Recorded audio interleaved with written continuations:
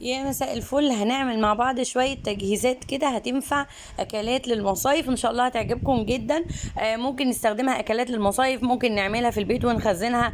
هتنفعنا طبعا. كل الأمهات الله يكون في عونهم، طالعين نازلين صيف شتاء.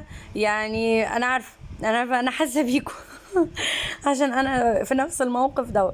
بص، احنا هنعمل مع بعض كفتة جميلة جدا بيتي، وهنعمل حواوشي كمان بطريقة اقتصادية جدا جدا جدا، وهيبقى ان شاء الله طعمها حلو قوي، وهتجربوها وتدعولي بجد. وكمان هعمل معاكم بيتزا. طبعا لزوم السناكس بقى والحركات دي بحاجات بسيطة ومن غير حشو على فكرة، وطعمها هيبقى جميل جدا.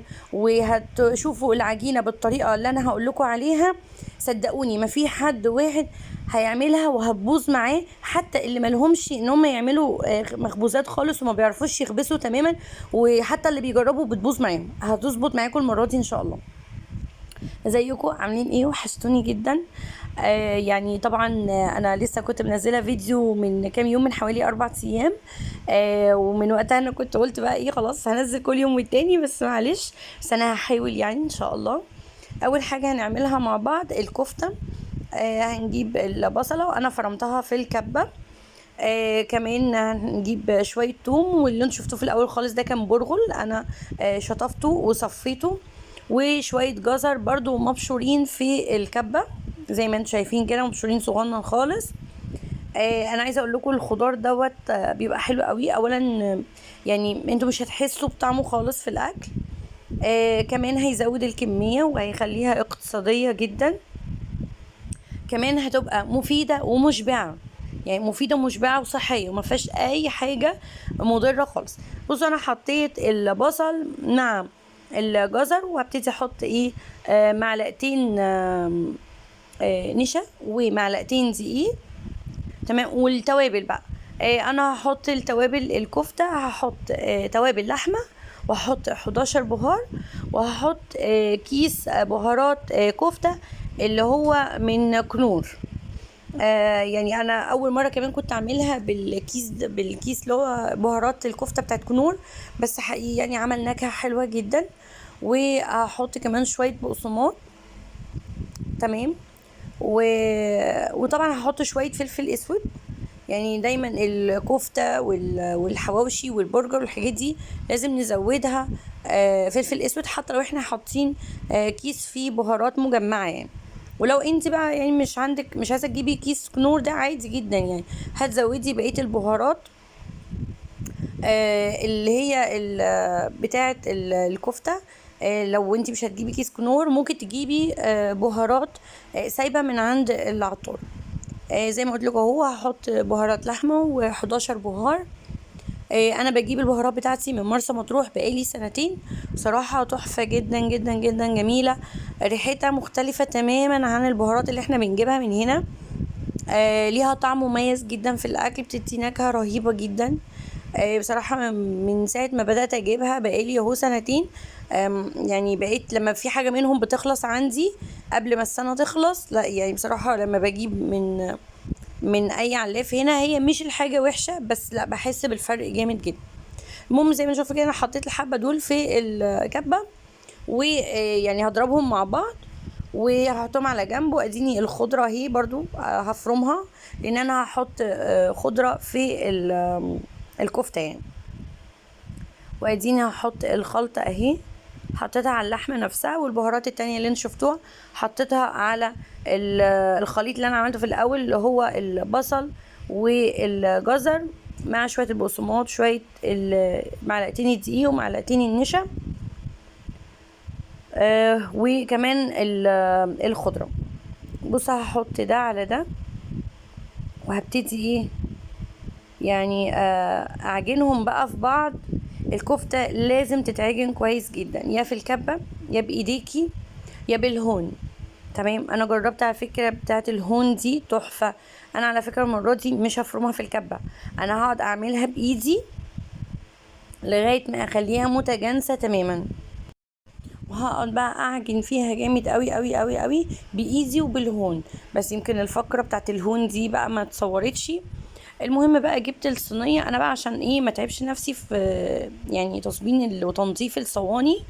لان هي طبعا ما بتدخل الفرن بتتوسع جامد قوي. حطيت ورق ألمونيا وعليها ورقة زبدة، وهبتدي امسك العصيان الشيش طاووق وهعمل عليها الكفتة زي ما انتم شايفين كده، طرية خالص وفي نفس الوقت متماسكة، يعني ما بتفكش. تمام.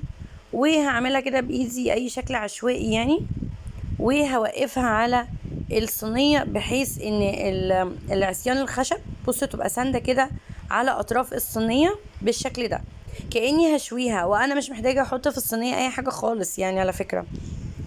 يعني الصينية هي فاضية ولا هيبقى فيها مية ولا اي حاجة، هي مجرد بس انا هسند الخشب على الصينية. وهتدوقوا بقى احلى كفتة بيتي تحفة. اولا هتكون مشبعة جدا جدا جدا، اللي هياخد فيها يعني كل فرد من افراد الاسرة هياخد صباع واحد من ده، يعني عصاية كاملة كده، هيبقى كافي جدا وهيبقى مشبع جدا جدا جدا.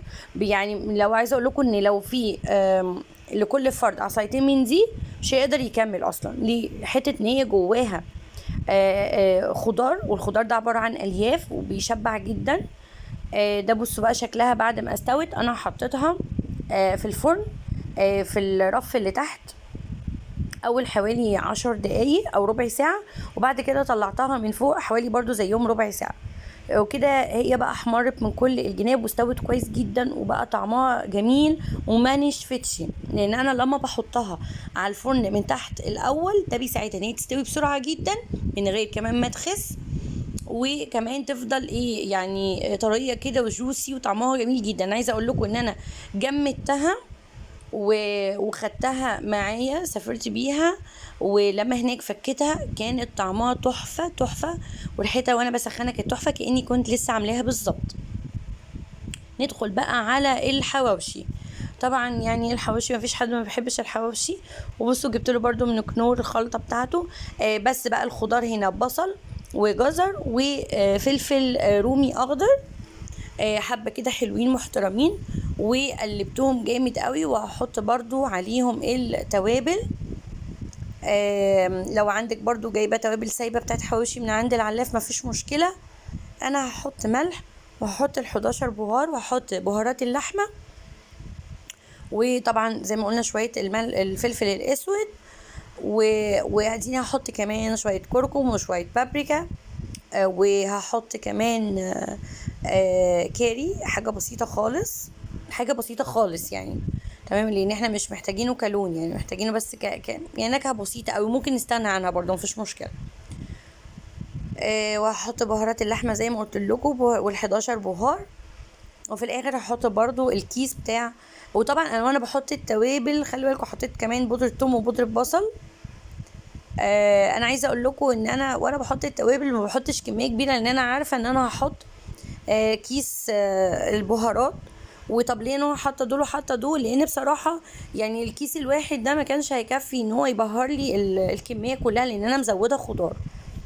فالكميه كبيره يعني. انا مثلا لو كده انا كنت محتاجه مثلا كيسين او 3 من الكيس البهار ده. فانا بقى عشان يعني اوفر جبت بس كده كيس واحد كالنكهه دي المختلفه، وزودت بقى بهارات من عندي. وده كده ايه شويه الفلفل الاسود انا طحناهم في الهون، لان بصراحه ما كانش عندي مطحون وما كانش فيه وقت، كنت مستعجله جدا ان انا اطلع الفلفل الحصى واطحنه في المطحنه. واديني حطيت ادي اهو اللحمه، وابتدي برضو اعجنهم كويس جدا جدا جدا في بعض، بحيث ان كلها تبقى متجانسه ومتلائمه والبهارات تبقى راحت في كل حته، ويبقى كل يعني ما اقدرش افرق بقى ما بين الخضار وما بين اللحمه ما بينهم. ده كده بعد ما خلصتها تقليب كويس جدا جدا. هبتدي بقى اجيب الرغيفه بتاعه العيش، ويفضل الرغيف العيش اللي هتعمليه حواوشي يكون انت جايباه مش مستوي قوي، يكون لونه فاتح خالص عشان لسه هياخد لون جوه الفرن. طب بتسوي بقى ازاي يا نهى؟ عشان بس قبل برضو ما انسى، انا بسوي على الصاج بتاع الفرن نفسه لانه كبير، بدل ما اقعد احط في صواني والكلام ده كله. بفرش الصاج برضو بالفويل الالومنيا، بالورق الالومنيا، وبعد كده بحط ورق الزبده، وابتدي احط عليه رغيفة العيش على الأرضية تحت، على آخر رف من تحت عشان يبقى سخن جدا. أو بصوا أنا هحط في الحواوشي زبدة، كان صراحة السمنة خلصانة من عندي، بس لقيت عندي زبدة قلت برضو ما يضرش، مفيش مشكلة يعني. بدأت أحشي الرغيفة وحطيت عليها الزبدة من فوق ومن تحت، وسويتهم بالطريقة اللي أنا قلت لكم عليها على الصاجة تحت خالص في الفرن. معلش برضو المقطع ده راح مني. وبس بصوا لونه حلو جدا جدا جدا. يعني يمكن في حتت متحمصه شويه، لان انا عندي جوزي بيحب جدا المحمص قوي، في شويه حمصتهم له وفي شويه سبتهم طريين ولونهم فاتح خالص. وعايزه اقول لكم كان شكله جميل قوي وطعمه كان جميل جدا. ما مش هتحسوا بطعم الخضار خالص فيه. يمكن اول مره اعمله بزبده، بس يعني حسيت ان هو تمام جدا، مفيش اي مشكله خالص. اللي انا استخدمت زبده فرن.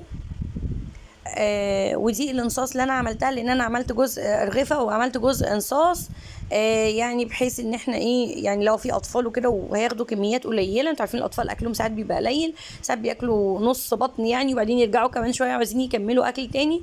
فايه انا عشان كده عملت انصاص وعملت رغيفه، وبرده بعد ما جمدتهم وخدتهم معايا. بس اللي انا كنت سايباه طري بصراحه، لما جمدته وفكيته يعني طري اكتر، فهو يفضل ان انا لو هجمده واشيله يبقى هو متحمص او مش مستوي اصلا، واخده معايا متجمد ويتسوى هناك. بس انا عشان كنت عايزه انجز وقت.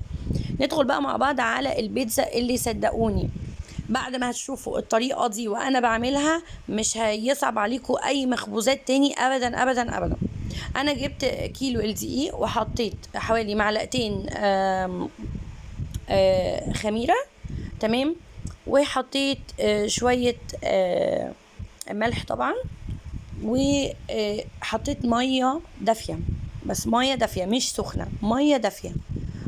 بس انا بقى هحط مية لغاية انا بقى ايه شايلة حوالي يعني اقل من كوباية دقيق على جنب، تمام. انا يعني انا بعمل العجينه على فكره بتاعت البيتزا او البسكوت او اي حاجه زي كده بالويم على فكره، يعني مش بالمقادير ولا اي حاجه. وده هيسهل عليكي على فكره، بدل ما تقولي ايه ده انا نسيت، ده لما بحط قد كذا دقيق بحط قصاده قد ايه مش عارف ايه. لان الموضوع ده بصراحه كان يعني بيضايقني جدا، لان انا بنسى فعليا. بس الطريقه دي لقيتها مريحاني جدا جدا جدا. بصوا زي ما انتم شايفين كده، انا حطيت كيس الدقيق، كيلو دقيق كله ما عدا كوبايه، وبدات ازود الميه واحده واحده واحده واحده لغايه ما هخليها طريه خالص خالص خالص. وبعد ما هعجنها كويس قوي قوي قوي قوي قوي، هزود بقى الدقيق في الاخر خالص، تمام. اللي هم الحبه اللي انا كنت سايباهم على جنب، تمام. لانه في الاخر لما هي تبقى يعني العجينه طريه خالص بتكون سهله، وانا بعجنها ما بتوجعليش دراعي، لان انا عندي مشكله في دراعي، يعني بيوجعني جدا لما بعجن اي حاجه، مش بقدر استحمل يعني. انا بصراحه مش عارفه المشكله فين، يعني انا ما كشفتش في الموضوع ده، بس انا عندي مشكله من زمان في كتفي من فوق. ده من زمان، يعني مثلا الموضوع ده بقاله يجي مثلا 7 سنين ولا حاجه. عندي مشكله في دراعي من فوق، ان انا مش بقدر يعني في حاجات كتير أوي مش بقدر اعمله بيها يعني، خصوصا بقى العجن بيوجع لي جدا كتفي من فوق. المهم اديك بقى شايفين، حطيت بقى شويه الدقيق بعد بقى ما عجنت العجينه كويس جدا وهي طريه وسهله ومرنه جدا معايا وما تعبتنيش. في الاخر بقى خالص بحط شويه الدقيق بقى وبيتجانسوا بقى بسرعه يعني، تمام. وانا ببقى قاصده ان انا اسيبها طريه وبتلزق كده، تمام، عادي جدا. انا في الاخر خالص هحط معلقتين زيت كده، بحيث ان انا هبقى لمتها يعني، تمام. وهسيبها بقى تتخمر مثلا، قولوا قيمة نص ساعة ساعة، تمام. بس انا ساعتها كنت مستعجلة فقلت كفاية نص ساعة عليها. وده هنا كده بقى شكلها بعد ما خمرتها، بصوا عليت جدا وكانت حلوة قوي قوي قوي. ده المفرش السيليكون اللي هو اللي بعجن عليه وبقطع العجينة عليه، بصراحة مريحني جدا جدا جدا من ساعة ما جبته. انا لما جبته كان ب35، معرفش دلوقتي عامل كام، تقريبا 50 او 60 حاجة زي كده، بس انصحكم هاتوه يعني، حلو قوي قوي قوي قوي، وهيريحك ومش هيبهدلك الدنيا، وسهل التنظيف يعني بصراحة ممتاز يعني. المهم ادي كده بقى العجينه بعد ما خمرت، بصوا عامله ازاي، يعني عايزه اقول لكم ملبن، رهيبه رهيبه رهيبه. هبتدي بقى ايه، اقطعها دلوقتي. تقطعي بقى الحجم اللي انت عايزاه، بس انا رايي ان انت تقطعي حجم يعني ولا صغير قوي ولا كبير قوي، يبقى وسط. الصغير سهل جدا انه ينشف، تمام، خصوصا لو انت مبتدئه، اوكي، في موضوع ان انت تعملي اي مخبوزات في الفرن. لو انت مبتدئه يفضل ما تعمليش حاجه صغيره. وبرده لما هتعملي حاجه كبيره قوي يعني اعتقد ايه ممكن تهدر معاكي، ان مثلا حد ما يقدرش يكمل البيتزا بتاعته وبتاع مش عارف ايه. فاحنا نخليها الحجم الوسط، بحيث كل فرد ممكن ياخد واحده اتنين تلاته زي ما هم عايزين، وما تبقاش صغيره قوي عشان ما تنشفش مننا واحنا ايه وهي في الفرن. انا بتكلم على المبتدئين، يعني ان هي ممكن تنشف منهم، عشان ده اللي كان بيحصل معايا في الاول. تمام. طيب هبتدي بقى كده ايه، بصوا بصوا مش مستحمله خالص وانا ماسكاها، بصوا عامله ازاي، يعني تحس ان هي بتقع مني من كتر ما هي طريه جدا جدا جدا جدا. لا ولسه بقى، يعني ده لسه بقى الخطوه الجايه كمان هتظبط الدنيا جامد جدا. انا دلوقتي بدات اولع الفرن يسخن، تمام. ليه؟ هقول لكم انا ليه كمان شويه. هي دي بقى التركايه اللي هتخلي البيتزا تطلع معاكم وهم وهم وهم، واي حد هيدوقها منكم هيقول لكم يعني جامده جدا، وهيسالوكم عن طريقتها. لان مش سهل انه حد يعمل البيتزا تبقى طريه كده بالشكل ده. وده بصراحة ما جاش معايا من أول مرة ولا تاني مرة ولا تالت مرة، ده يعني أنا جربت كتير جدا، وكل مرة كانت حاجة تظبط وحاجة ما تظبطش، حاجة تظبط وحاجة ما تظبطش. بس أنا بقالي الحمد لله دلوقتي 4-5 مرات ورا بعض عملتها، طلعت بنفس الجودة وبنفس النتيجة. بصوا أنا كده دلوقتي قطعتها، وبعد ما قطعتها هكورهم كده كور صغيرة بحجم كده معقول. وانا محضره الصاج، حاطه عليه الورق الالومنيوم وعليه ورقه الزبده، وابتدي بعد ما اكورها كده هي هبططها حاجه بسيطه برضو، مش يعني هبططها بحيث حاجه بسيطه، يعني ليه؟ عشان هي حجمها ما يبقاش كبير يعني ولا حجمها صغير، يعني عايزاه ايه في المعقول. وهتشوفوا الحجم اللي انا قصدي عليه دلوقتي.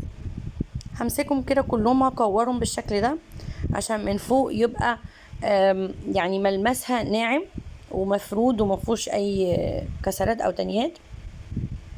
وبص هدوس عليها بالشكل ده كده، شايفين بالمنظر ده بالحجم ده، يعني الحجم يعني اصغر من كف الايد، تمام. يعني بصوا لما بحط ال4 صوابع عليها بتبقى قدها، شايفين؟ او ده الحجم اللي انا قصدي عليه. اوكي، يا رب يكون واضح. هبتدي اعملهم كلهم كده وارصهم على الصاج انا حطاه بقى فوق البوتاجاز، الفرن والع تحت، تمام. السخونيه طالعه طبعا على البوتاجاز اهو بالمنظر ده. وهحط السيليكون عليه، او حطي فوطه، حطي اي حاجه متوفره عندك تغطي بيها.